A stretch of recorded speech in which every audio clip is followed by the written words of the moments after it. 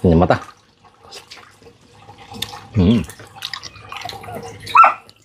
Adobong kambing, sabay yung kanya pong sabaw. Yan, no? Nagmamantika. Ayan, sarap niya ipahid sa bahaw.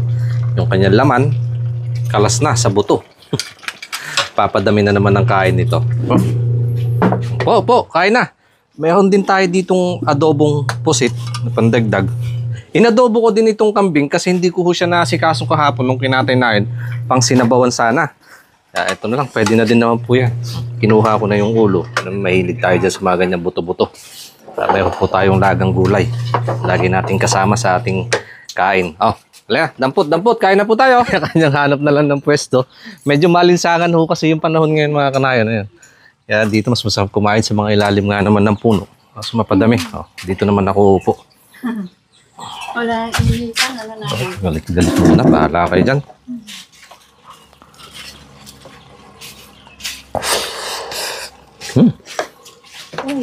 Sarap.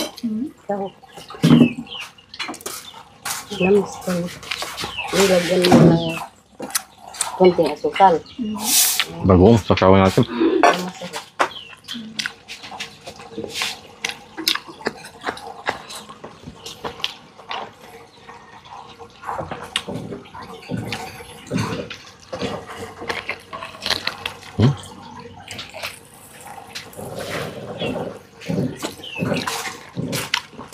Malaki yung gayat nito kaya medyo makunat pa. Yata ng kalamansi. Yung mata.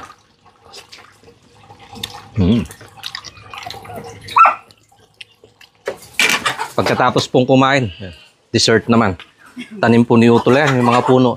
Diyan po sa labas. Mayroon pa doon sa bukid. Mangga naman ang akin yan. Sarap. Tamis. Ganda ng kulay.